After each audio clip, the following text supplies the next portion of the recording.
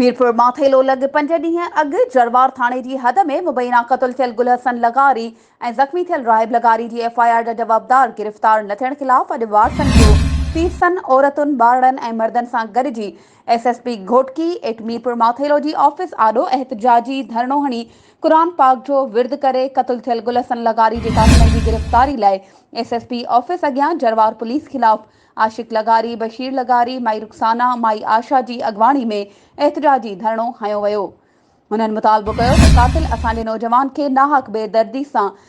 गोलियूं हणी सरेआम क़त्ल कयो आहे ऐं ॿिए खे ज़ख़्मी कयो आहे। 6 ॾींहं गुज़रण बावजूदि जरवार पुलिस मुख्य जवाबदार गिरफ़्तार न करे सघी आहे। असां अपील कयूं था त SSP Ghotki, DIG Sukkur, IG Sindh खे जल्द खां जल्द कातिल गिरफ़्तार कया वञनि, न त ॿी सूरत में डीआईजी सखर ऑफिस अॻियां सख़्त एहतजाज कंदासूं।